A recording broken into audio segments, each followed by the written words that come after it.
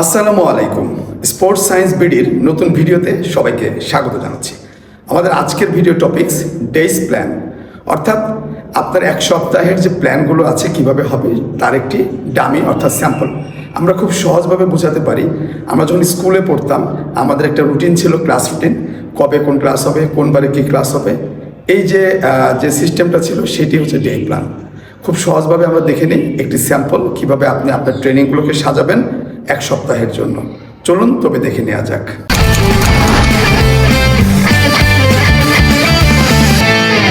আমাদের এখানে 7টি বার আমরা দিয়েছি: Saturday, Sunday, Monday, Tuesday, Wednesday, Thursday and Friday.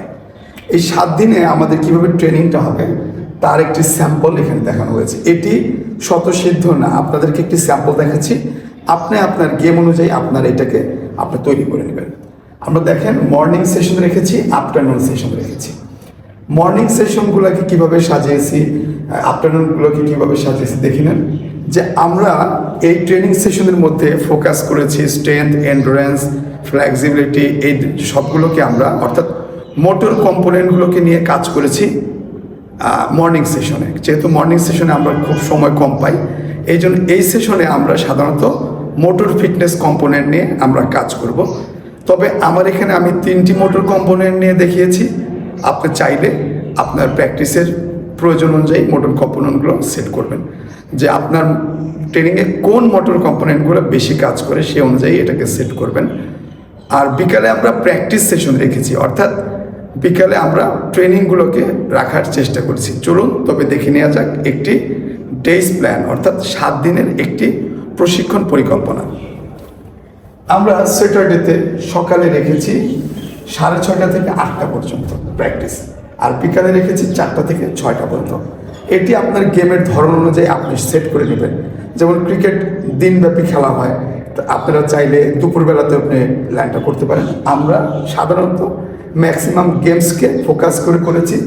সকালে আমরা 1.5 ঘন্টা রেখেছি, আর বিকালে আমরা রেখেছি 2 ঘন্টা।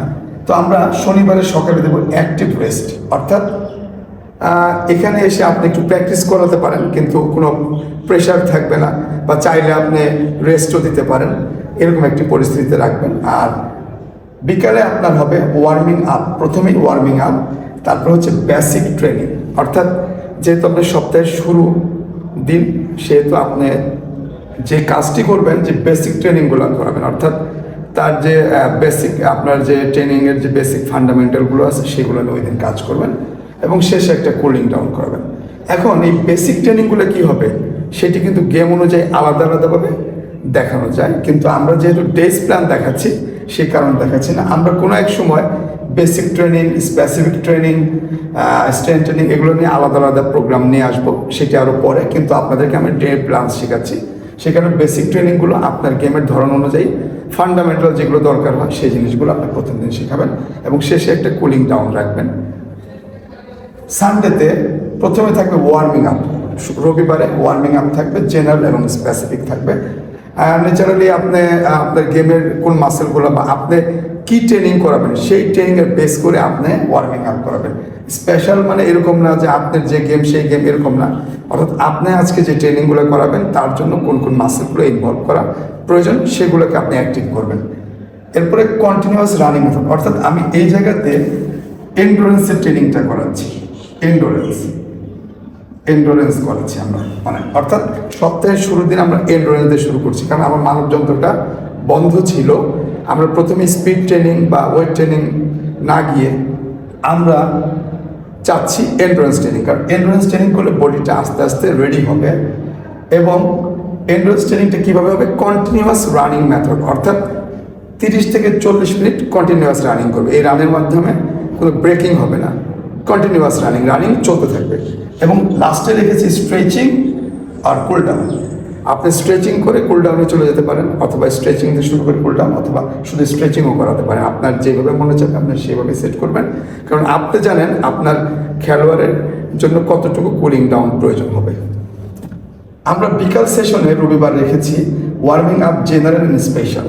আপনারা সবসময় ওয়ার্মিং আমরা জেনারেল এবং স্পেশালি করাবেন, অর্থাৎ একটা জেনারেল তো করাবেনই, পাশাপাশি স্পেশাল করাবেন, যে আপনার কোন কোন মাসেলগুলোকে নিয়ে কাজ করবেন, আজকে কি ট্রেনিং করবেন, কোন কোন মাসেল ইনভলভ হবে, সেগুলো নিয়ে আপনার মাথায় রেখে।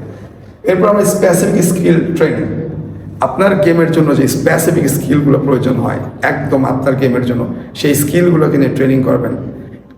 এবং শেষে একটা কুলিং ডাউন দেবেন আপনার ট্রেনিংয়ের ধরন অনুযায়ী। আমাদের রবিবার শেষ হয়ে গেল, এবার আমরা আসবো সোমবার মর্নিং সেশনটা আমি রেখেছি অ্যাক্টিভ রেস্ট, অর্থাৎ আপনার অ্যাক্টিভ রেস্ট মানে এই না যে বসে থাকবে, তাকে অ্যাক্টিভিটি রাখতে পারেন, চাইলে আপনি রেস্টও দিতে পারেন, এই টাইপের আর কি। তারপরে আফটারনুনে ওয়ার্মিং আপ জেনারেল এবং স্পেশাল করাবেন।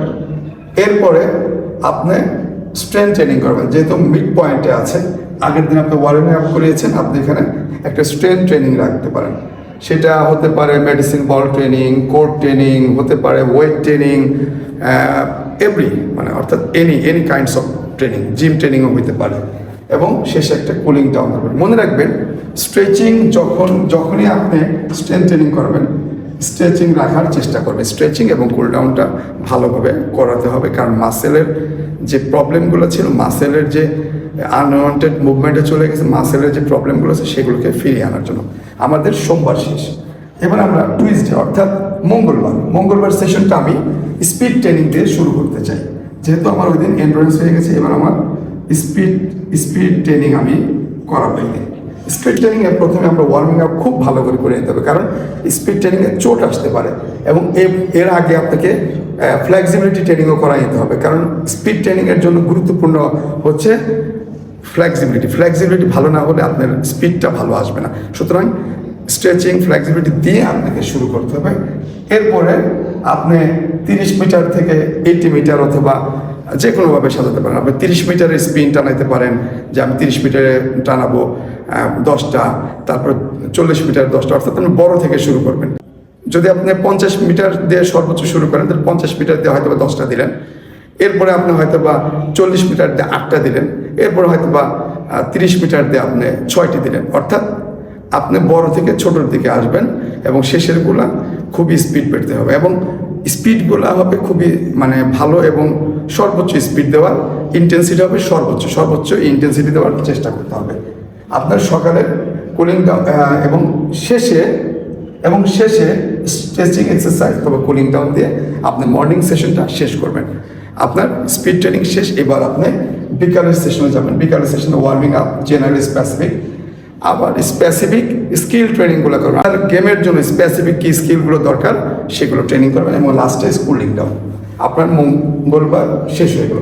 এবার বুধবার সকালটা আমরা অ্যাক্টিভ রেস্ট রেখেছি, বিকালবেলা আমরা রেখেছি ওয়ার্মিং আপ জেনারেল স্পেসিফিক, এবং এই দিন আপনি কম্পিটিশন করাতে পারেন। এই যে সপ্তাহ ধরে প্র্যাকটিস করলেন, তাকে তো একটু কম্পিটিশন প্র্যাকটিস করতে হবে, তাকে কম্পিটিশন করতে পারেন, গেম খেলাতে পারেন, এই ধরনের কিছু অ্যাক্টিভিটিস দিবেন, এবং শেষে এসে কুল ডাউন করাবেন।